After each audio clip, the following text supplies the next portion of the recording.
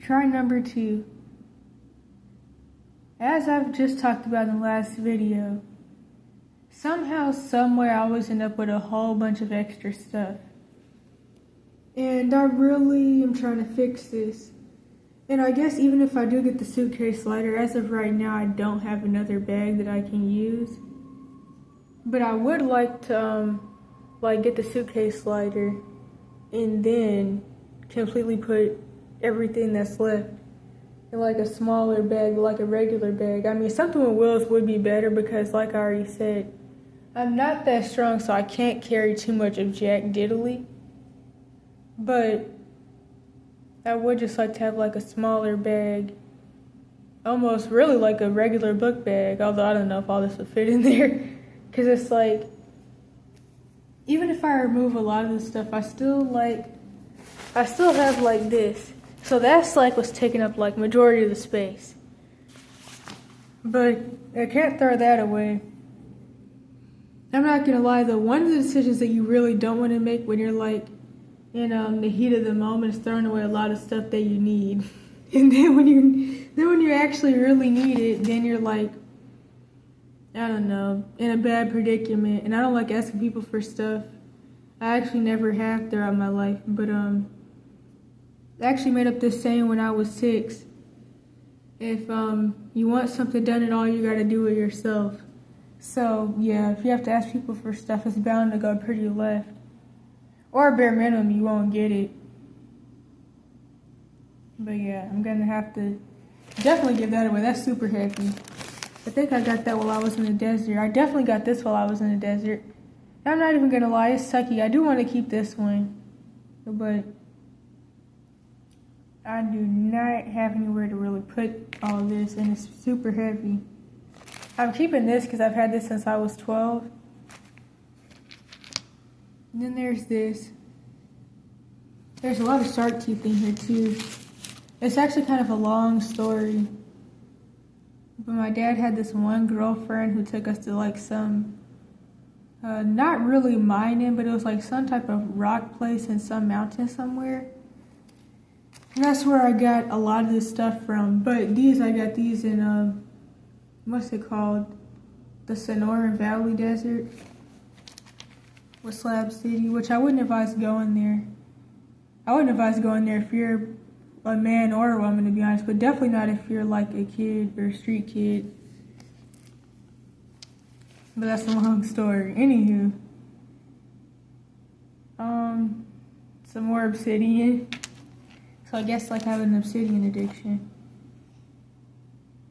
I'm not really sure what this is, but this is obviously like an ore of something. This is petrified wood. This is from the place that my dad's, or one of my dad's multiple girlfriends took us to. This is, I don't know, I guess maybe like silver or whatever this is. I found this in the desert too. I don't know what this is, not gonna lie. Like, I picked it up because I was hoping it was like lithium and I could like, I don't know, make a battery. Probably not how that works at all, but that's what I was thinking when I had got that a couple months ago. This is, I think this is tiger's eye. A lot of these are probably amethyst. I think a lot of the purple ones are. I think this even is too, but I'm not really sure. But I don't know, I can't really tell if it's purple or not. I never really could. I've always been kind of colorblind. This is, I don't know. This is definitely amethyst.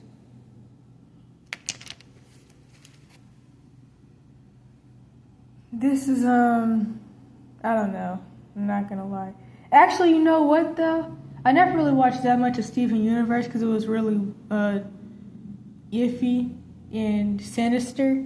But this looks like, what was her name? Peridot? I could be really, really wrong. But like the bluish green one with the triangle head. Not triangle head, diamond head, I think.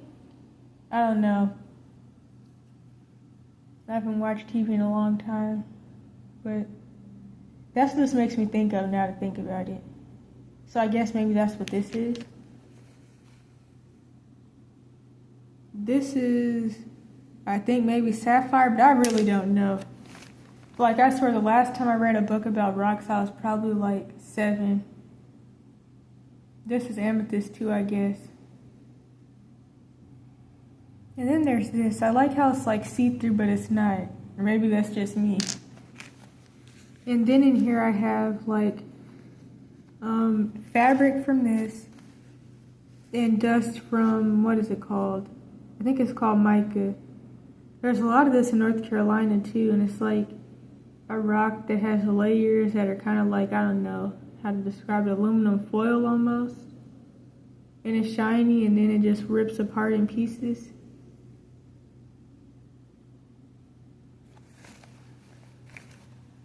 Actually, I forgot this. I don't know what this is. But it almost seems like it can maybe, if like cut right, could be like some fool's gold. But actually, no. I don't think I know what gold looks like now I think about it. Hold up. Because actually, when I had this one supposed quote-unquote stepbrother, he had gave me some fool's gold from West Virginia. I guess it doesn't really look fool's goldy anymore. Or maybe not with like this camera lighting and angle and stuff, but this is the fool's gold. Now to actually smell it, I think it's silver. I used to think, I don't know what I thought. I thought it was just like some other type of rock, but it actually smells like silver. And I mean, that's something, but it could be like iron, I don't know. And I forgot this. I found this a long time ago, but I'm pretty sure this is just like melted glass. But it looks cool though. But my goal is to only keep things that really matter, so things I use every day, and one small thing that reminds me of somebody I know. That's the goal. Or not no, but I guess I could say new. So like this fake fool's gold thing that reminds me of that one quote-unquote stepbrother. This that reminds me of not too many things that are really good, but I guess the one good thing is one sibling. And I guess this reminds me of that one girlfriend out of the many at that point in time. And this reminds me of, I don't know, I think I know who I got this from, but I don't really want to be reminded of him. But it can at least remind me of the desert. And oh yeah, I forgot to mention, when it comes to curing my chronic health issues, one thing that I've done when it comes to getting rid of supplements, whatever I took that I know I didn't see a difference with, and was whatever, that's what I make sure I give away. And I'm just not remembering that. So there's actually some other things that I put light in. I decided to try this because I heard that this could help with like metabolic issues, although due to the fact that with the stuff that I have going on, I'm like severely hypoglycemic and I'm commonly in the 50s. And before I ran away, I was probably lower than that, definitely, because I would have the low A1C and stuff. Chromium actually probably isn't even good for what I have going on. I think it's more so for like people who are like in highs or whatever. And then there's this, I'm choking and everything, but there's this, and I don't know, I can't really say that I've seen any difference with this. Like really what I needed was just the enzymes I was already taking, and then oxbile. And oxbile, I actually did notice differences with that, because due to the fact that I couldn't like break down fat and protein and different stuff with like liver issues, when I would eat meat that was real meat, I would get really itchy, especially at night, because the different toxins and different stuff was like building up in the bloodstream because I couldn't digest the food. And that's probably like a bad summary, but oxbile would help me to not have, there's actually a name for it, but it would help me to not have the itching because I was actually like breaking it down better, but due to, I guess, the blood sugar issues and whatever else, I still cannot gain weight, fat or muscle. But yeah, so I don't know. I guess I could give it away, but I do kind of want to like actually try this with the Oxybol still like 2+ hours after eating. But to really see how things work, I'd probably have to like eat like some real fat and protein based, I don't know, fish or whatever type of meat. More so fish, because I don't really like really any other types of meat. Not really sure when I have the chance to do that again though, but I guess like while I'm staying indoors right now, I could try it again before I have to leave, but that's still not long enough though to really do like a digestive trial. I should have thought about that actually, but I don't know. It's like my mind is somewhere else, and then I think about different little small periods of time where I had chances to try certain things. It's kind of annoying, but it's been like that for the past couple of years of me trying to like fix my chronic illness and stuff, which I still can't lie, I've gotten a lot better. But I feel like aside from the iatrogenics and me developing metabolic issues that made me not be able to break down food or digest it just like in the regular way, that caused a lot of malnutrition, aside from sometimes my abuse situation, me like actually being full-blown starved, and it just messed a lot of stuff up. But also the brain damage plays a big part. So it's not even just about like organ issues and my body being too, I don't know, nutrient depleted to carry out functions. Also with the brain damage, it just affects like my body's ability to still do certain things because of different stuff. Probably not a good like example, but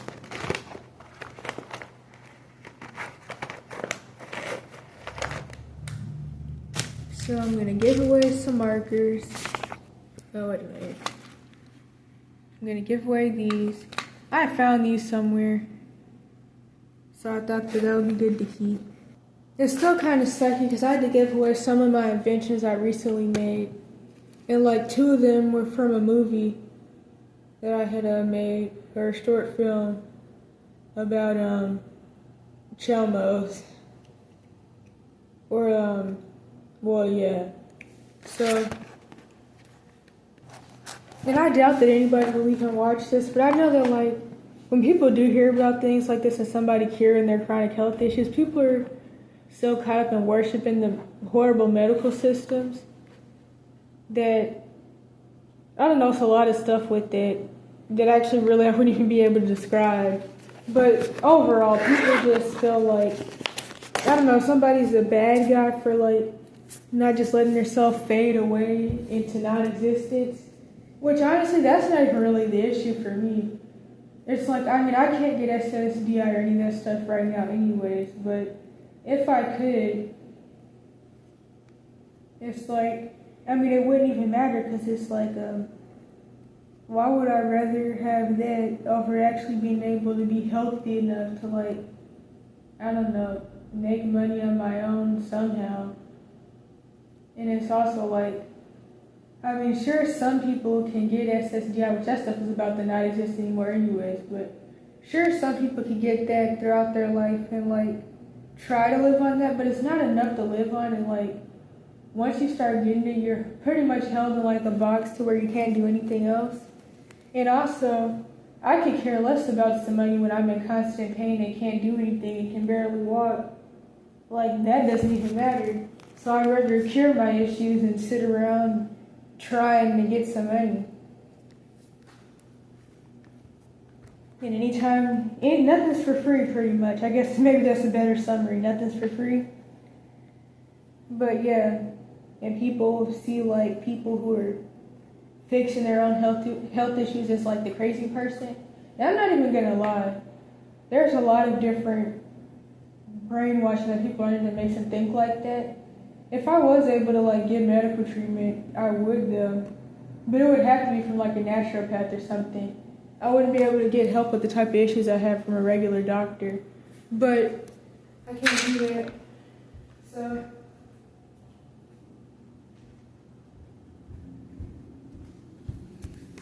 I even have my gut health protocol book. But trying to make sure there isn't like anything too oversharing in here. But I should probably throw this away though. I mean, it's been full. It's been full for a long time. I started like writing on the back cover. The last time I wrote it was 4/27/25. I thought it'd be like last year. And the first page is 11/15/23. And I start off talking about how different things with the iatrogenic effects, brain damage, the abuse, probably even some long COVID, which I forget about that sometimes now. And dropping down to not 40 pounds. That would be even worse. If I dropped down to 40 pounds, I'm still stuck there. I wouldn't be surprised. The doctor still wouldn't have done anything. I know that for a fact. But dropping down to 80 pounds and getting stuck there. I'm not going to lie, though. I've never been the one for beauty standards, so I never cared about, like, trying to meet somebody's standards, luckily. Because honestly, if I did, after getting sick, I would be in a very bad mental state due to that. But the thing is, in America especially, they want people sick and skinny and weak. And they want you to, like, eat nothing but peanuts every day. So really, they want you skinny. So a lot of people think that's a good thing, unfortunately. I'm about to probably not even finish the last sentence, but I could go into another rant now to think about it. It's actually scary, the compliments that I've gotten even from nurses about being sick and severely underweight. And that's a small reason I don't go to doctors. I can't anyways, but even when I was living with relatives, it's like I'd have to beg to go to the doctor, and then when I finally would go, they wouldn't do jack about jack. And it was just a lot of weird stuff. I came to the conclusion that if they're not getting to essay you or help abuse you in some form or fashion, they don't want you around. Pretty much. Wait a minute. Which one is the trash bag? Ah, damn.